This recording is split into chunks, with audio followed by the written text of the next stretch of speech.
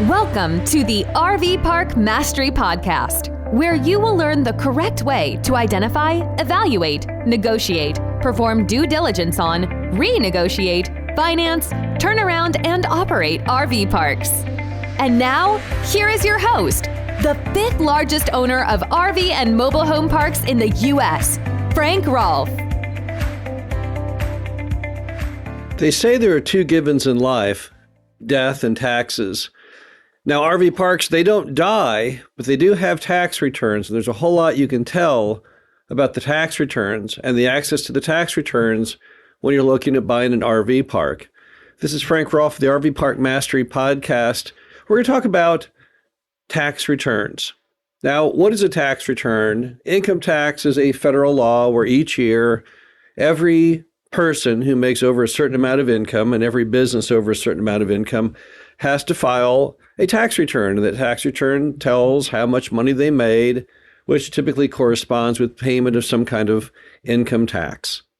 And if you lie on your tax returns, it's a big deal. It can be a felony. You can go to jail for it. You can have all kinds of fines and penalties. So most people take tax returns very seriously. And most people look at tax returns often as being the absolute ground zero to the fact that the numbers are accurate. Because most people who might tell a fib here or there, they won't typically lie on their tax returns.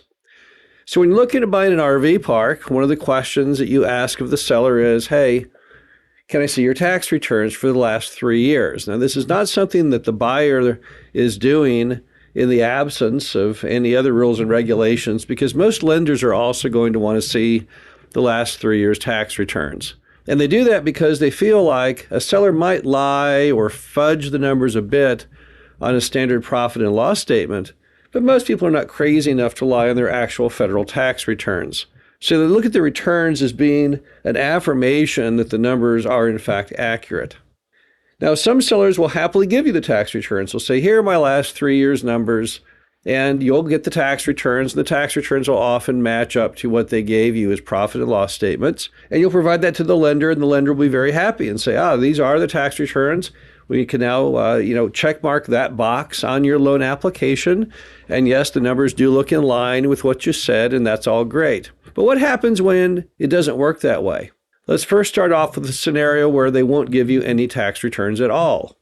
Now, why would a mom and pop not give you tax returns? Well, one reason, the standard excuse many people would say, is they're cheating on their taxes. And they're afraid that you'll learn that or know that and somehow use that as blackmail potential over them by saying you'll turn them into the IRS for tax fraud. Now, do all RV park owners cheat on taxes? No, but I've met many who have.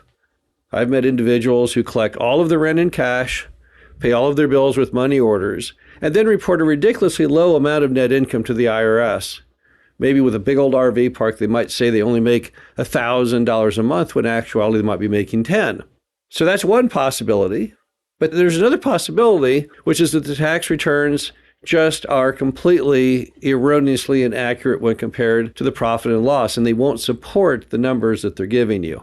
So in that case, mom and pop, they want to sell the RV park really, really bad. They've got a buyer on the hook, but they realize when you say, let me see your tax returns, that they don't match. They don't line up in any possible way with what the numbers truly are. So instead of giving you Exhibit A of evidence that they're not giving you the correct estimates of net income, they instead conveniently say they won't give you the tax return. And often they'll make some excuse like, my attorney told me not to give it to you, or it's my policy not to give out my tax returns, or whatever the case may be.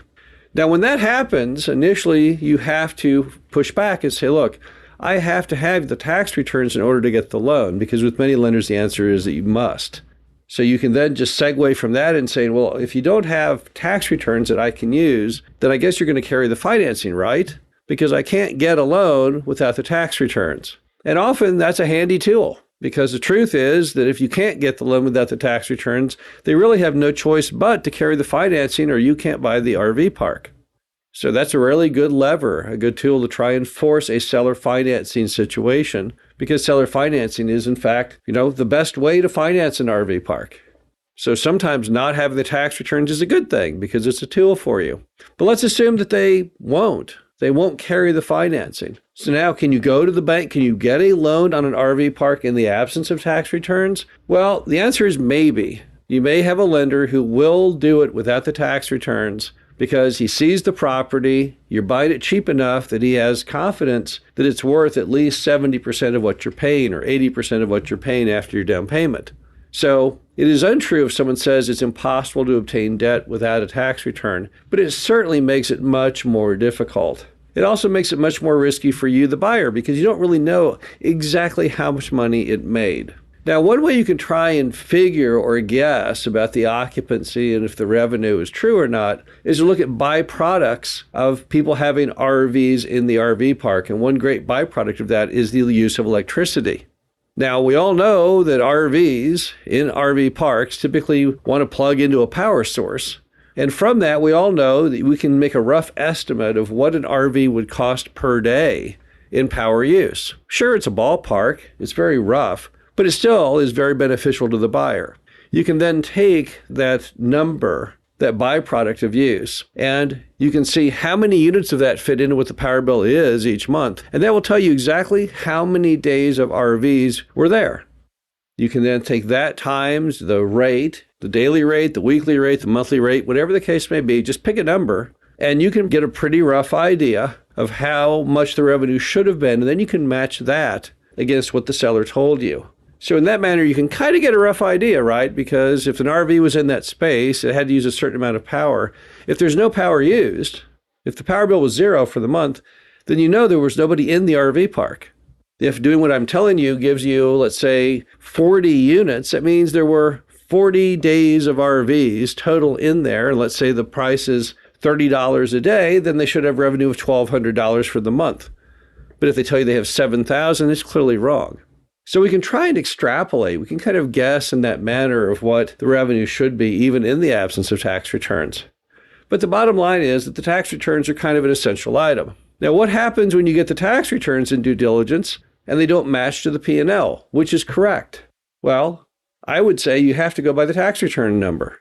Now, what if they say, well, no, I cheat on my taxes? Well, we don't know for a fact they cheat on their taxes. All we know is that the only number they're willing to sign their name against is the tax return. And on top of that, when you're buying something from someone who claims they cheat on their taxes, can you trust them on anything in that case? Ross Perot, the U.S. businessman, he's now dead, refused to do business with people who had affairs on their wives, who had been divorced, because he said if they couldn't trust them even in their marriage, how could he trust them in business? Kind of applicable here, right? So if someone says, well, no, I cheat the government all the time, I lie on my tax returns constantly. Well, what else are they lying about? The permit, the condition of the property, floodplain, who knows what? In a perfect world, the tax returns and the P&Ls all match. If the tax returns don't match the P&Ls, it can mean a lot of bad things going on. It's never a good sign. Can you maneuver around it? Yes. If, however, you are completely uncomfortable, though, by looking at the byproduct of use and just using common sense, then you should not go forward. And even if you want to go forward, many lenders will not allow you to go forward in the absence of seller financing because they will not be comfortable enough with it. Tax returns are a really big deal. When sellers tell you, oh, the tax returns, they don't mean much. No, actually, those tax returns are one of the most vital items you can receive in due diligence. That being said, you may be able to maneuver around it, but you definitely want to obtain, if you can, tax returns on any RV park you're looking at buying. This is Frank Rolfe, the RV Park Mastery Podcast. Hope you enjoyed this. Talk to you again soon. Thank you for listening to the RV Park Mastery Podcast. Be sure to visit us at www.rvparkmastery.com, where you can learn the correct way to identify, evaluate, negotiate, perform due diligence on, renegotiate, finance, turn around, and operate in RV parks.